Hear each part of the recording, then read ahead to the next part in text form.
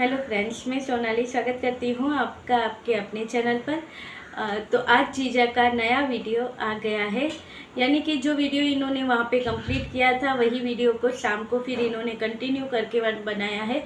वैसे तो कल आ जाना चाहिए था, मगर कल ये बिजी थे क्योंकि ये बहुत टाइम बिजी रहते हैं, बहुत ही बिजी पर्सन है। तो ये बिजी थे इसलिए इनका वीडियो नहीं आया।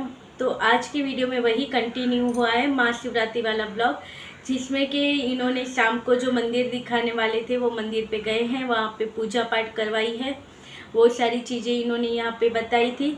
और उसके बाद तो बहुत सारी चीज़ें उछल रही थी, तो वही मंदिर से ही स्टार्ट कर दी थी इन्होंने, जैसे कि पता चल गया क्योंकि इनका अगला जो वीडियो था इसमें इन्हें बहुत सारे हिट कमेंट मिले थे। जो सहानुभूति इन्होंने हासिल की थी वो थोड़ी कम नज़र आती हुई पता चली, ये सहानुभूति प्रीतों की ओर चली गई थी।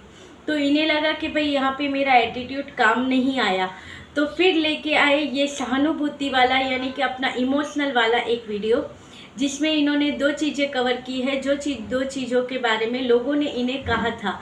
एक तो लोगों ने ये कहा था कि इन्हें बच्चे की फ़िक्र नहीं है, और दूसरा लोगों ने कहा था कि इनमें बहुत सारा ईगो आ गया है। और एक कमेंट तो ऐसा भी आया था कि इनको बहुत ही सर पे लोगों ने चढ़ा लिया है, इसलिए इसमें ईगो आ गया है। अब ये सारे कमेंट पढ़ने के बाद जीजा ने सोचा कि भाई अभी यहाँ पे गुस्सा या एटीट्यूड दिखाऊंगा तो बात बिगड़ जाएगी, जो ऑडियंस मैंने इकट्ठी की है वो फिर से हाथ से निकल जाएगी। तो चलिए फिर से प्लान ए बी के अलावा प्लान सी स्टार्ट करते हैं। प्लान सी इनका यहाँ से स्टार्ट हुआ कि फिर से इमोशनली हम आते हैं। तो इमोशनली इन्होंने क्या बताया अपने वीडियो में कि देखिए बच्चे के बारे में, वैसे तो आपने देखा होगा इतने वीडियो में कभी बच्चे के बारे में कुछ नहीं कहा, इतना ही कहा कि वो वहाँ पे है, खुश है, उसको प्यार मिलता रहेगा, इतना ही कह के इन्होंने हर वीडियो अपना कंप्लीट किया था। मगर आज ये थोड़ा प्रॉपरली थोड़ा बड़ा बना के इन्होंने बोला है, ताकि लोग एक फिर से बाप की तकलीफ़, बाप का दर्द, वो सारी चीज़ ये फिर से लेके आए, यानी कि इमोशनल तड़का।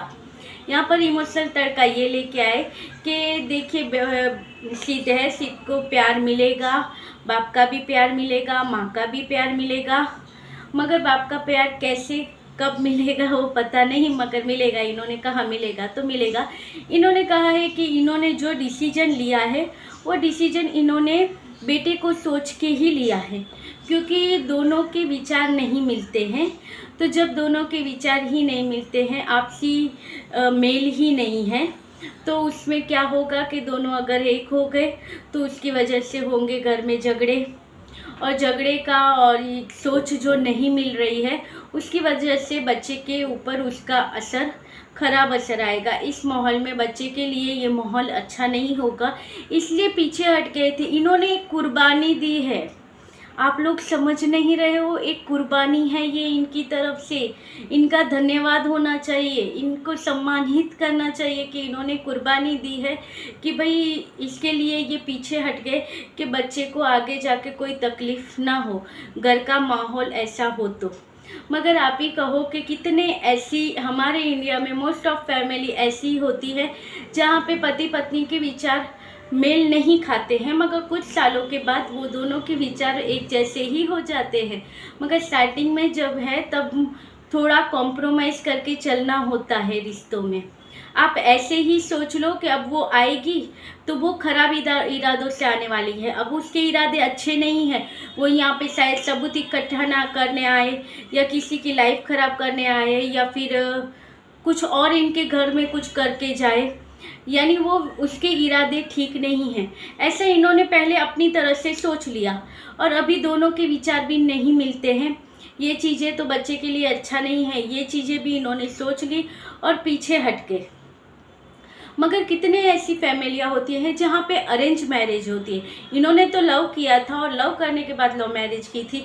यहाँ पे कितने ऐसे लोग होते हैं, या हमारे ही कह दो, कितनों की अरेंज मैरिज होती है, कितनों की क्या 70% लोगों की अरेंज मैरिज ही होती है। अरेंज मैरिज में क्या होता है, कहाँ लड़का लड़की एक दूसरे को पहचानते होते हैं, नहीं पहचानते होते हैं, मगर धीरे धीरे करके एक दूसरे के साथ थोड़ा बहुत कॉम्प्रोमाइज़ करते हैं। उसके बाद एक बेबी आ जाता है और बेबी की वजह से दोनों थोड़ा थोड़ा करके उसके लिए कुछ करते हैं। बेबी के साथ हंसना खेलना, उसकी बातें, इसकी वो सारी चीज़ें कर करके दोनों के धीरे धीरे धीरे कर करके दोनों के विचार एक जैसे हो जाते हैं। और नहीं भी होते हैं, लड़ते हैं झगड़ते हैं, मगर बच्चे का सोच के ये अपनी लाइफ उस तरह से चलाते हैं, मगर बच्चे के सामने झगड़ते नहीं हैं। इनका कहना है कि बच्चे के ऊपर उसका असर अच्छा नहीं होगा। तो क्या बच्चे के सामने दोनों झगड़ेंगे, तू मैं करेंगे बच्चे के सामने? नहीं, जो आपसी झगड़ा होगा वो बच्चे के बात होगा, या बच्चा स्कूल जाएगा, या फ़ोन पे, या ऐसे कोई तरीके से झगड़ा होता है हस्बैंड वाइफ का। बच्चे के सामने थोड़ी ना क्या झगड़ा करना होता है, उसके मन पे तो बहुत बड़ा असर आ जाता है। बच्चों के सामने एक हंसता खेलता हुआ परिवार ही चाहिए। और देखिए, ये बात कोई बात नहीं हुई कि मैं इसलिए पीछे हट गया कि हमारे विचार मेल नहीं करते बच्चे पे।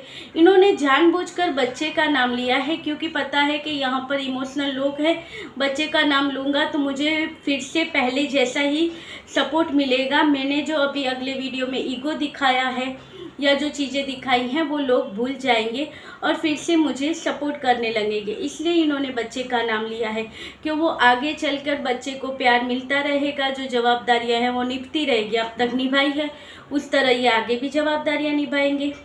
और बच्चे के बारे में, कभी बच्चा आएगा इनके यहाँ पे रुकेगा तो ये करेंगे, अपने बच्चे के लिए सब करेंगे। और करने में फ़र्क होता है। सोशल मीडिया पे बैठ के बोलने से कुछ नहीं होता है, यहाँ पे करेंगे कहने से आप अपनी जवाबदारियाँ पूरी नहीं कर लेते हैं। करने के लिए करना पड़ता है, इसमें उतरना पड़ता है, तब जाके कुछ आपकी जिम्मेदारियाँ पूरी हुई ऐसा कहलाता है। और दूसरा इनका कहना है कि इनको सामने वाली पार्टी पे भरोसा ही नहीं है। नहीं, वो आएगी यहाँ पे कलेश करेगी, ये सारी चीज़ें करेगी, यानी वो इनको नहीं चाहिए अपनी लाइफ में। और देखिए, जहाँ पे आदमी अगर एक बार भटक जाए तो उसे सही रास्ते पर कौन लेके आ सकता है? मौका देने वाला व्यक्ति कैसे मौका दे उसे, जब उस आदमी को भी रिग्रेट होना चाहिए, उसे भी लगना चाहिए कि नहीं, मुझे अब सुधरना है, ये सारी चीज़ों में नहीं पड़ना है, मुझे अपनी फैमिली बसानी है, अपने फैमिली के साथ सुख शांति से रहना है। जैसे अपनी बहन की फैमिली भी तो ये देखते होंगे, अपने दोस्तों की फैमिली देखते होंगे, तो उसी तरह वो भी क्या सब ऐसे ही हंसते खेलते रहते हैं? नहीं, झगड़े सबके घर में होते हैं, कलेश सबके यहाँ पे होते हैं, मगर एक दो दिन के कलेश के लिए आप किसी के ऊपर ये तो नहीं कह सकते कि भाई वो ऐसी है, हमारे विचार नहीं मिलते हैं तो अब हम एक साथ नहीं रह सकते। ये तो इनकी खुद के लिए है, इनको खुद की जो बहुत सारा इमोशनल सपोर्ट इनको मिलने लग गया है, या ये लेते आए हैं इतने सालों से, उस चीज़ों की इन्हें आदत पड़ गई है। या तो फिर कहो कि जो चीज़ें इन्हें चाहिए थी सामने वाली पार्टी से वो मिल गई है। जैसे कि सबको पता है, यही प्रीतो थी जिसके साथ इनके विचार, जब शादी हुई तब तो विचार इतने सारे मिलते थे, इतने सारे विचार मिले, उस लड़की ने इतना सारा किया, वो सारी चीज़ें हो गई।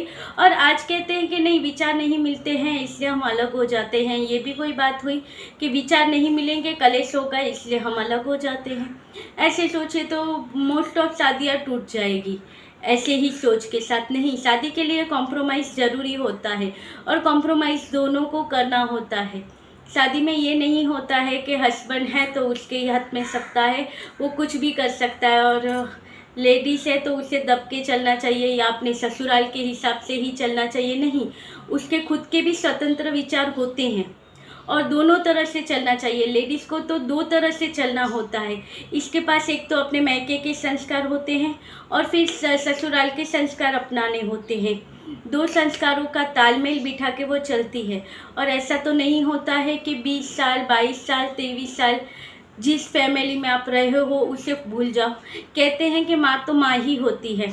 आज ये अपनी माँ और बहन को भूल सकते हैं? नहीं भूल सकते हैं। उसके बारे में बुरा सुन सकते हैं? नहीं सुन सकते हैं। तो ये कैसे कह सकते हैं कि लड़की को ससुराल में आके फिर ससुराल का ही सब देखना होता है? उसके माँ बाप के प्रति उसकी कोई फ़र्ज नहीं होती है? या वो भूल जाए अपने माँ बाप को? तो कैसे कहेंगे कि माँ बाप तो वो माँ बाप ही होते हैं? जब ये चाहते हैं कि मेरी बहन और मेरी माँ को इज्जत मिले, तो इन्हें भी सामने वाली पार्टी की इज्जत करनी होगी, तब जाके इन्हें वहाँ से इज्जत मिलेगी। ये कहेंगे कि तुम्हारी फैमिली तुम छोड़ दो, उसके बारे में बात ना करो, उनसे बोलो नहीं, उनसे जोड़ो नहीं, तो कैसे चलेगा? और ये गलती प्रीतो ने एक बार कर ली है, इसलिए ये गलती प्रीतो दोबारा नहीं करती है और नहीं करनी चाहिए। एक बार जब इसका कचरे के साथ रिलेशन था, तब प्रीतो ने ये गलती की थी कि कचरे के कहने में आकर प्रीतो का अपनी मम्मी के साथ, भाई के साथ बोलना चलना भी बंद हो गया था। और फिर धोखा किसने दिया? कचरे ने ही दिया। उसके बाद क्या हुआ? किसने संभाला उसे? इसकी फैमिली ने ही संभाला, फिर से तैयार किया, इसको फिर से सारी चीज़ों में लाए, इसका मेंटली इसको वो किया, रोई होगी, धोई होगी, सब चीज़ें उन्होंने संभाली। मगर क्या हुआ कि वो रिश्ता आधा ही था, इसलिए टूट गया, चल गया। नो रोना धोना, नो ये, ऐसा कर कह के प्रीतो ने फिर से अपनी लाइफ में रहना स्टार्ट किया। मगर तभी संभाला किसने? माँ ने, भाई ने और बहन ने। बहन का चलो ठीक है, मगर माँ और भाई ने मिलकर तब संभाल लिया, नहीं तो तब ये अपने ईगो में रहते तो कैसे प्रीतो खड़ी रह सकती थी। मगर नहीं, इनको वो चीज़ें गलत लगती है कि नहीं उनको छोड़ दो। तो देखिए ये बात इनकी बिल्कुल गलत है। कोई लड़की अपने ससुराल आके कहेंगे मैके को छोड़ दो और ससुराल के हिसाब से ही पूरा ढल के चलो, नहीं होता है। और आज की जनरेशन के हिसाब से बिल्कुल नहीं होता है। कॉम्प्रोमाइज़ ज़रूरी होता है, मगर उसके लिए ऐसा नहीं होता है कि इतने सालों की परवरिश हो तो वो छोड़ दो। कहते हैं हमारे माँ बाप हमारे माँ बाप हैं, तो क्या लड़की के माँ बाप लड़की के माँ बाप नहीं होते हैं? उसे उसके अंदर इमोशन नहीं होते हैं कि मेरी माँ है, मेरा बाप है। आज माँ को तकलीफ़ है, अपनी सारी चीज़ें मैं मेरी माँ के साथ शेयर करूँ। अच्छी चीज़ें शेयर कर सकते हैं, चाहे बुरी चीज़ें लड़की शेयर नहीं करती है। इनको ऐसा लगता होगा कि घर की सारी चीज़ें वहाँ पे शेयर कर देती है। नहीं, लड़की सारी चीज़ें अपनी माँ को या बहन को या किसी को नहीं शेयर करती है। उसे जो तकलीफ़ होती है वो तो वो बिल्कुल नहीं बताती है, अपनी हंसी खुशी की चीज़ें दिखाती है। और चलिए, इनका वीडियो तो और भी आगे है, मगर मेरा वीडियो अभी बंद हो जाएगा, इसके लिए ये वीडियो यहीं पे कंप्लीट करते हैं। मिलेंगे रात को, क्योंकि जीजा की बातें तो और हुई हैं, इन्होंने और इमोशनल कार्ड तो और खेला है, वो तो हम रात के वीडियो में कंटिन्यू करेंगे। ये वीडियो को यहीं पे एंड करते हैं। मिलेंगे रात को फिर से 11 या 11:30 बजे, जब काम कंप्लीट होगा उसके बाद। तो चलिए, वीडियो अच्छा लगे तो लाइक शेयर और सब्सक्राइब कर दीजिएगा। और ये इमोशनल गेम आपको कैसा लगा बताइएगा ज़रूर। तो चलिए, तब तक के लिए बाय। और आप लोगों के कमेंट का आंसर देने में थोड़ा लेट हो गया है, तो उसके लिए माफ़ी चाहती हूँ, क्योंकि घर पे आ गए थे मेहमान, तो वो नहीं हो पाया। तो चलिए, उसके लिए सॉरी जो कमेंट का आंसर लेट हुआ है। और मिलते रहेंगे ऐसे ही वीडियो के साथ, तब तक के लिए बाय।